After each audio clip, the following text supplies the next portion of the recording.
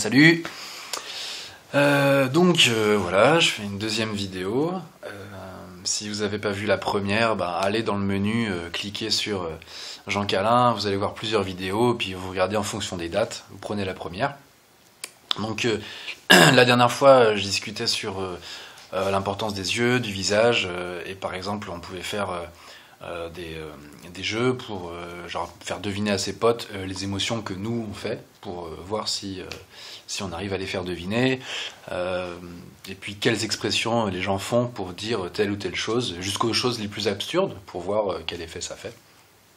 Comme par exemple faire l'intention de je veux faire cuire des haricots. Donc voilà, qu'est-ce qu'on met sur le visage pour dire ces choses-là. Bon, c'est un peu absurde, hein, mais l'idée c'est ça, c'est de penser à quelque chose et d'essayer de le montrer visuellement sur son visage. Et voilà, en s'amusant, on découvre un peu des trucs. Donc l'idée est toujours la suivante. Chacun de nous, on a en nous les expressions, on sait faire ces expressions-là, il faut juste en prendre conscience et le développer pour pouvoir visuellement montrer nos émotions, montrer nos intentions, ce qui, en plus des mouvements du corps et des signes qu'on apprend, puisque la finalité c'est un peu ça, hein, c'est se préparer à communiquer visuellement en langue des signes, hein, avec un sourd. Il y a plusieurs façons de communiquer avec les sourds, par écrit, en articulant doucement pour qu'ils lisent sur nos lèvres, etc. Il y a plein de façons de faire. Moi, ce qui m'intéresse, c'est de préparer le terrain pour qu'on puisse signer, apprendre à signer, à signer avec un sourd. Ou avec des entendants aussi. Hein. C'est parfois très marrant de signer entre nous, quoi. Ou même quand c'est une langue qui nous plaît, on l'utilise avec n'importe qui. Voilà. Aujourd'hui, je voudrais insister sur un détail. C'est que parfois, on change un rien et tout de suite, on est sur autre chose, quoi. On change de mot. On change un tout petit élément, on change de mot. Par exemple, en français, entre j'ai pris un bain et j'ai pris un pain, il y a une petite différence, hein, de sens que vous aurez tous compris, qui est donc la différence entre bain et pain. Donc entre be et peu, finalement, parce qu'après, le reste, c'est pareil. Donc be, peu, la différence, c'est quoi? C'est que be, on fait vibrer les cordes vocales, peu, on le fait pas. On envoie directement de l'air. Donc cette petite différence fait une différence de mots, et donc fait une différence de sens. Appliqué au visage, ça va donner ça. En tout cas, j'ai trouvé ça. Par exemple, si je fais ça, on est plus dans un certain registre, et si je fais ça, on est dans autre chose. Je vais la refaire. Non, ça c'est la première. Et ça c'est la deuxième. Donc, moi, mon idée de départ, c'est ça. C'est que ce qui change, c'est qu'au niveau des sourcils, ça monte, ça descend. Au niveau de l'écarquillement des yeux aussi, il y a écarquillé et pas écarquillé, plissé. Donc dans le premier, on est genre dans la peur. Et dans le deuxième, c'est plus du dégoût. Bon, c'est pas une science exacte, hein, c'est ce que j'essaie de montrer, mais voilà. Deuxième exemple, si je fais ça, et si je fais ça, on voit que la différence c'est pareil, j'ai écarquillé un peu les yeux, j'ai soulevé les sourcils, et dans un autre, j'étais un peu plus normal. Donc dans la première, je fais genre, ça va bien, et dans l'autre, ça va bien. Donc dans la première, je suis dans une question, dans une interrogation, et dans la deuxième, je suis dans une affirmation. Donc, que ce soit des émotions ou des registres de discussion, enfin des registres, mais je sais plus comment on dit, mais par exemple, soit je dis quelque chose, j'affirme quelque chose, soit je pose une question, je suis dans l'interrogation, soit je suis dans l'exclamation, soit je suis dans le discours impératif, etc.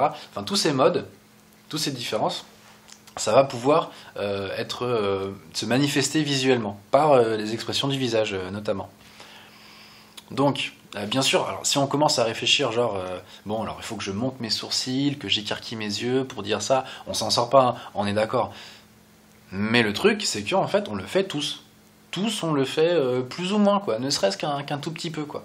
On peut bien sûr faire des questions sans avoir avec un ton très neutre, etc. On peut même jouer avec ça, en faisant une intonation et un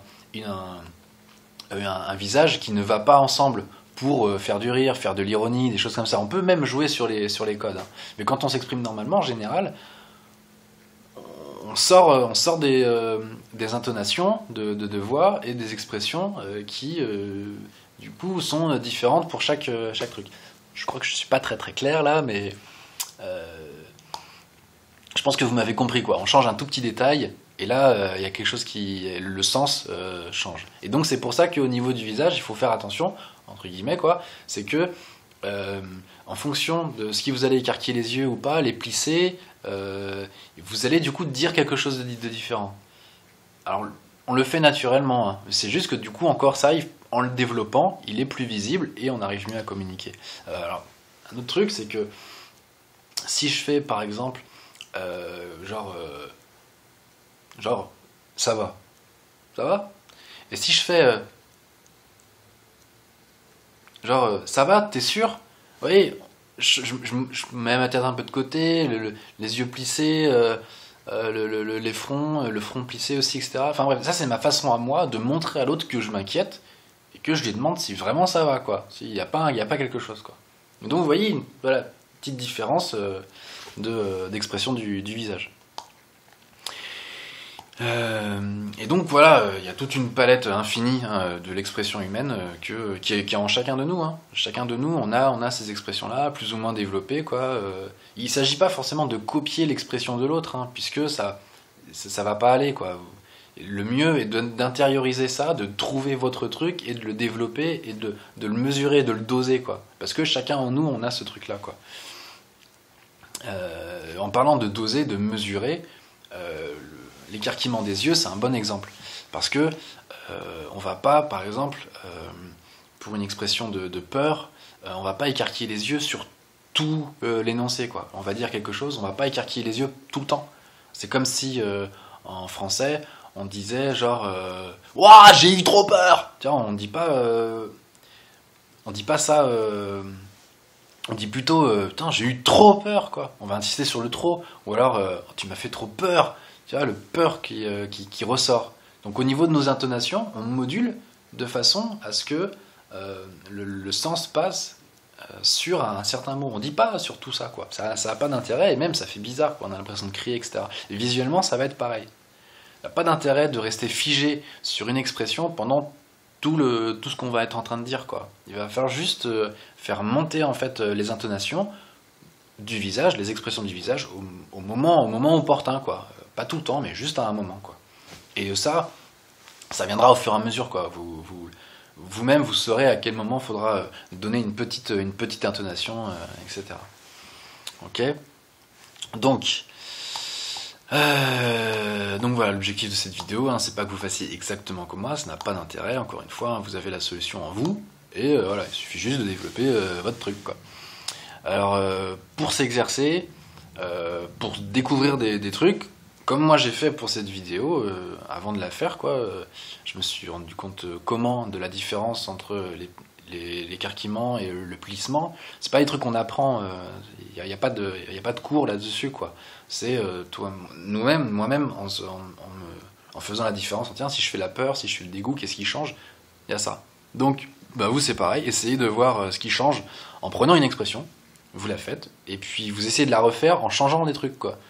Écarquiller les yeux, plisser les yeux, je sais pas, bouger la tête, changer les expressions du visage, essayez de trouver un truc et de jouer avec, et vous allez voir que on tombe sur des expressions qui veut dire tout autre chose, quoi. Et on n'aurait pas imaginé que en modifiant juste un petit truc, on tombe là-dessus.